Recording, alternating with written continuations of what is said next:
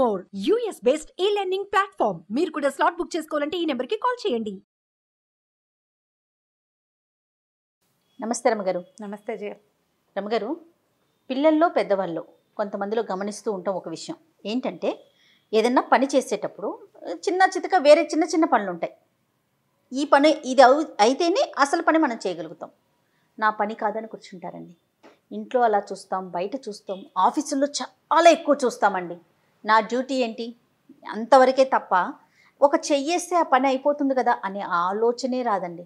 అదేదో తగ్గిపోయినట్టు ఫీల్ అవుతూ ఉంటారు కదా రమ్మగారు. అవును. కానీ ఆ యాటిట్యూడ్ చూస్తే నాకు భలే కోపం వస్తుందండి.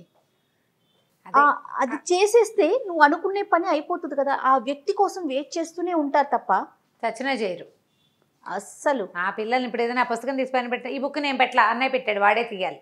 అది చిన్నప్పటి నుంచి అదొకటి ఎంత బ్యాడ్ హ్యాబిట్ అంటే, వాడు పెట్టాడు కాబట్టి వాడే తీయాలి, నువ్వు చేసావు కాబట్టి నువ్వే చెందాలి అనేది. ఇప్పుడు నేను తిన్ను కాబట్టి నేను చెయ్యను అని అమ్మలు వంట మానేస్తాయి చెప్పు మరి కదా.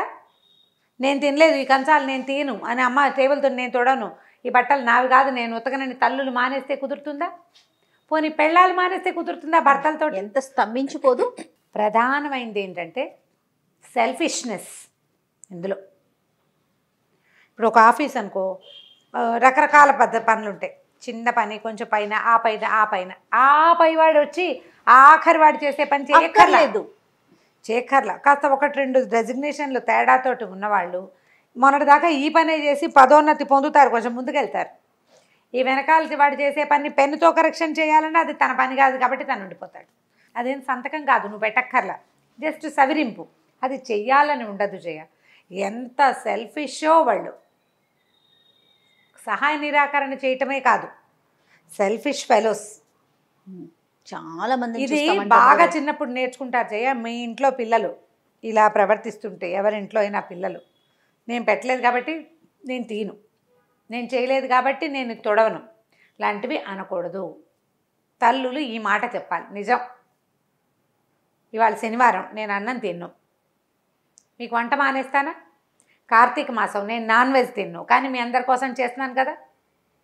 ఈ బట్టలు ఏవి నావి కాదు, అయినా నేను వాషింగ్ మెషిన్లో వేస్తున్నానో చేత్తో ఉతుకుతానో ఆరేస్తున్నానా? ఈ గది నాది కాదు, అయినా నేను సర్దుతున్నాను. నేను చేసినప్పుడు నువ్వెందుకు చేయకూడదు అని పిల్లల్ని ఒప్పించాలి.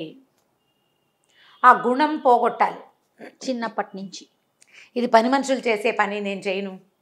రోజు ఇల్లు ఉడిచేందుకు తుడిచేందుకు మనుషులు వస్తారు, ఒకరోజు రాలేదు, తల్లి చేసుకుంటుంది. ఎందుకు నువ్వు పని మనిషి చేసే పని చేస్తున్నావు అని అడుగుతారు కొంతమంది పిల్లలు. ఉంటారండి. అక్కడి నుంచి పోనీ నేను ఇల్లు ఉడుస్తాను నువ్వు చేయండి, నేను పని అమ్మాయి చేసే పనులు నేను చేయను, నేను సర్వెంట్నా అని అడుగుతారు. అడుగుతారో తెలుసు కదా నీకు. అది ఆ లక్షణం పోగొట్టండి. అది ఎంత మాత్రమూ మంచి లక్షణం కాదు. ఆఫీసుల్లో కూడా ఇప్పుడు నువ్వు ఒక చెయ్యేస్తే ఆ పని అయిపోతుంది, చెక్ పని తర్వాత స్టెప్లోకి వెళ్తుంది.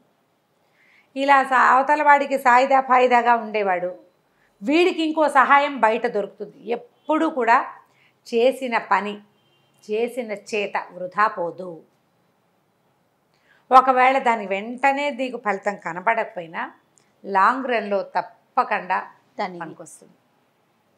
మన ఆఫీస్లో ఉన్న వాళ్ళందరినీ, ప్రతి వాళ్ళకి మన పైన బాసికి బాసిజం ఉంది కాబట్టి మనకు కూడా ఉండాల్సిందని మన కింద వాళ్ళతోటి అదే బాసిజంని నువ్వు చేస్తున్నావు అనుకో.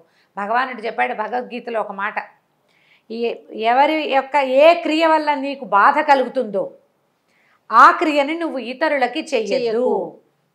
గిల్లితే నీకు నొప్పెడుతుంది, నీకే కాదు ఎవరికైనా నొప్పెడు. నువ్వు గిల్లకు, నువ్వు చేయకూడదు ఏమిటి, దీంట్లో నుంచి నువ్వు బయటపడలేకపోతావు. కానీ ఈ క్రియని నువ్వు ఇంకొకడికి చేయకపోతే నువ్వు ఉత్తమ మానవుడివి, నువ్వంటే నాకు ఇష్టం అని చెప్పాడు.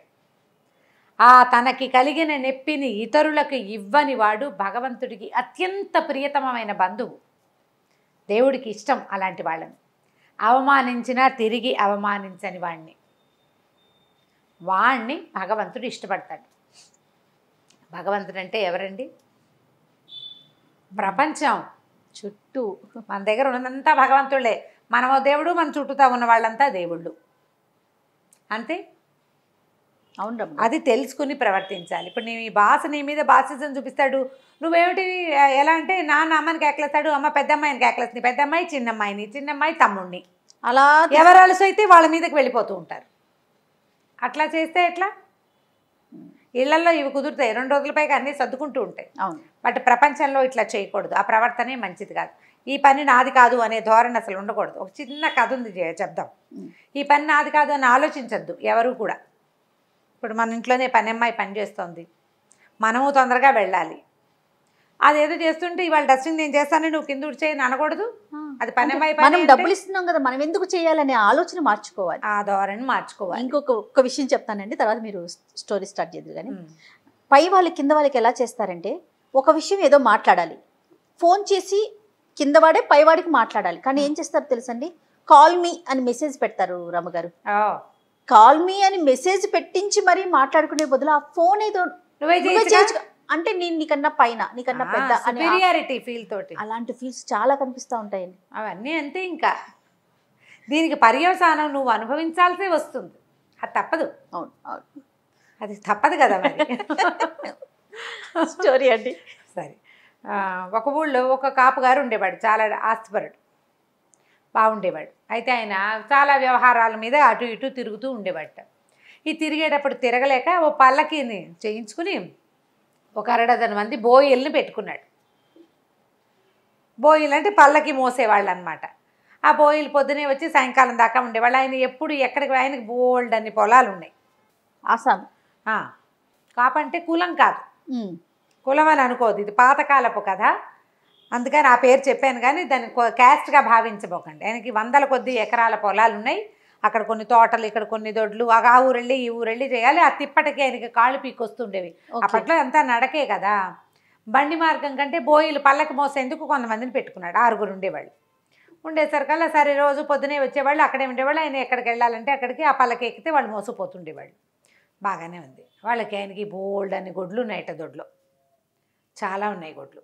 ఈ ఉన్న గొడ్లలో ఆవులు కూడా కొన్ని ఉండేవి. ఆవులు, గేదెలు, ఆంబోతులు, ఎడ్లు, గిత్తలు, మళ్ళీ దున్నపోతులు, ఇలా చాలా ఉన్నాయన్నమాట. అన్ని రకాలు ఉన్నాయి పశువులు. ఈ గొడ్లు అనగానే ఇదేదో చెడ్డ పదం అనుకోకండి, మా వైపు అట్లా అంటారు, గొడ్డు గోదా అని. అవునండి, చెడ్డ పదం కాదు. కొన్ని మాటలు జనాలు దాన్ని అలా అనకూడదు, ఇలా అనాలి అని చెప్తూ అంటే ప్రాంతాలను బట్టి మారిపోతూ ఉంటుంది కదా మాట తీరు. అదే గొడ్డు చాకిరి అంటాం మనం. గొడ్డు అంటే చెడ్డ పదం కాదు, పశువుని అలా అంటారు అంతే. అయితే ఈ వీటిలలో కొన్ని ఆవులు ఉండేవి. కొత్తగా ఒక దూడ పుట్టింది. ఆ దూడ ఎంత ముద్దు వచ్చేదో, గిత్త దూడ మహాముద్దుగా ఉండేది. ఆయన ఎంతసేపు దాన్ని ఎత్తుకుని తిరుగుతుండేవాడు, దాని దగ్గర పెట్టుకునేవాడు. అది కదిలినప్పుడల్లా ఆయనకి సరదా సంతోషం వచ్చేవి. ఒక్కొక్క దూడను చూస్తే అలా ముద్దు వస్తుంది కదా. అయితే ఏమైంది, ఒకనాడు ఆ దూడ తప్పిపోయింది. తప్పేసరికల్లా ఈ కంగారు పడ్డారు, దొడ్డి బాకిలు అన్నీ వెతుకున్నారు, దూడ కనపడలేదు. ఈయన ఏం చేశాడు, బాకెట్లోకి తిరుగుతా బోయిలు కూర్చుంటే, ఏమో అటు ఇటు వెతకండాయి కాస్త, నా దూడ తప్పిపోయిందంటే వాళ్ళలో వాళ్ళు మొహమొహాలు చూసుకున్నారు. ఒక ఆయన అన్నాడు, ఒకడన్నాడు పొగరబోతు, అది మా పని కాదు కదండి, మిమ్మల్ని అంటే మోసుకెళ్తాం, గొడ్లు గోదాలు వెతకాలంటే మా వాళ్ళు ఎక్కడవుతుందండి అన్నాడు. అనేసరికి ఈయనకి ఆశ్చర్యం వేసింది. నా పని చేయడానికి నా వాకిట్లో ఉన్నారు, కాస్త అటు ఇటు చూస్తే అరిగిపోతారా వీళ్ళు. సరే అన్నాడు. ఆయన వెంటనే ఊరుకున్నాడు. అలాగే వెళ్ళాను. సరే ఏం చేశాడు, లోపలికి వెళ్ళాడు, ఊరుకున్నాడు. తెల్లారిపోయింది. పొద్దున్నే ఏం చేశాడంటే చాలా సామాన్లు ఏవో పట్టించుకొచ్చాడు, ఒక 3-4 టిఫిన్లు. అక్కడి నుంచి తాను కూడా పల్లకి ఎక్కాడు, మోసుకెళ్తున్నారు. పొద్దున్నే బయలుదేరేశాడు. అదేంటి, కొంచెం ఎండాకాలం, తర్వాత వీళ్ళెవరు ఇంకా చద్ది కూడా తాగలేదు. ఇక్కడికి వచ్చేసరికి చద్ది పోసేవాళ్ళు వాళ్ళకి. అది తాగాక ఈయనతో పాటు బయలుదేరాడు. తొందరగా వెళ్ళాలి అని బయలుదేరి తీసేసాడు. ఆయన ఏదో తినొచ్చాడో తాగొచ్చాడో మనకు తెలియదు. ఎక్కేసాడు. ఎక్కేసరికల్లా మోయటం మొదలుపెట్టారు. బాబాయ్య ఎటు వెళ్ళాలంటే అడవి వైపుకి దారి తీయండి, పని ఉందన్నాడు. ఈ అడవి వైపుకి నడవటం మొదలుపెట్టారు. నడిచారు. ఆయన ఎక్కడా ఆగమండు దిగమండు. వీళ్ళకి ఊపిక పోతోంది. పొద్దున్నే పడాల్సిన చల్లటి మజ్జిగ అన్నం పడితే, చద్దన్నం పడితే కొంచెం 3-4 గంటల పాటు పని చేసేస్తారు. మధ్యాహ్నం పోయిన వేళ వరకు హాయిగా ఉంటుంది. పొద్దున్న తాగాల్సిన చద్దే పడలేదు. ఎండాకాలం దాహం వేసేస్తోంది, చెమటలు, నడుస్తూ ఉండేసరికల్లా మనిషిని మోసుకెళ్ళటం సులువా? ఎక్కడ పడితే అక్కడ ఆగి నీళ్ళు తాగండో అన్నం తినండో అనేవాడు. ఏమి మనిషితో పాటు పల్లకి బరువు, అందులో ఏవో సామాన్లు కూడా పెట్టాడు. ఇక మోసారు. ఇంకా అడవిలో మధ్యలోకి వచ్చేసేసరికల్లా ఇక వాడి ప్రాణం తాణొచ్చేసింది. వాళ్ళ వల్ల సాలొచ్చేస్తోంది. అక్కడి నుంచి దింపారు. బాబయ్య ఎక్కడికి వెళ్ళాలండి, ఎండ మండిపోతుంది అనేసరికల్లా దూడను వెతకాలోయ్, అడవిలో ఉందేమో అని వెతకడానికి వచ్చాను, మిమ్మల్ని వెళ్ళమంటే మీరు వెళ్ళలేరు కదా, అందుకని మరి నేనే రావాలిగా, అందుకని నేనే వచ్చాను అనేసరికల్లా బిక్క మొహాలేసి నుంచున్నారు. అర్థమైంది. నిన్న మా పని కాదన్నారా, ఇప్పుడు వాళ్ళ పని, మీ పని ఏమిటి, మీరు మోయాల్సిందేనని మిమ్మల్ని ఇట్లా నన్ను మోయించి తీసుకొస్తే ఎట్లా ఉంటుంది మీకు? చూడండి, అసలు కళ్ళు వెళ్ళుకొచ్చేలాగా ఉన్నాయి ఒకళ్ళిద్దరికైతే. ఆ, ఆ. 6 బలశాలులుగా ఉండరు, ఓ 4 బలమైన వాళ్ళు నుండి 2 మోతకు వాళ్ళకి సహాయానికి ఉంటారు, వాళ్ళ పని అయిపోయేలాగా. అప్పుడు ఏమన్నాడంటే, పల్లకీలో మజ్జిగాను అన్నం ఉన్నాయి, తీసి తినండి అని చెప్పాడు. తీసుకుని తినండి. బతుకు జీవుడా అని ఆ లోపల పెట్టిన టిఫిన్లోంచి అంత చారన్నం ఇంత మజ్జిగ అన్నం ఉంటే 6 వడ్డించుకుని తిన్నారు. ఆయన కూడా చిన్న పెట్టెలోనే ఆయన అన్నం తిన్నాడు. నిన్న సాయంకాలం మీరు అటు ఇటు వెళ్ళి వెతికితే ఈ పూట మోత తప్పేది కదా, పదండి ఇంటికి వెళ్ళిపోదాం అన్నాడు. ఇంటికి వెళ్ళేసరికి దూడ ఇంటికి వచ్చేసింది, వెతుక్కుంటూ వచ్చేస్తుంది. వీళ్ళు ఇటు బయలుదేరారు, తెల్లారేసరికి అది ఇల్లు వెతుక్కుంటూ వచ్చేసింది దూడ. రాత్రి ఎక్కడో పడుకుండిపోయింది, దానికి చేత కాలేదు చీకట్లో రావటం.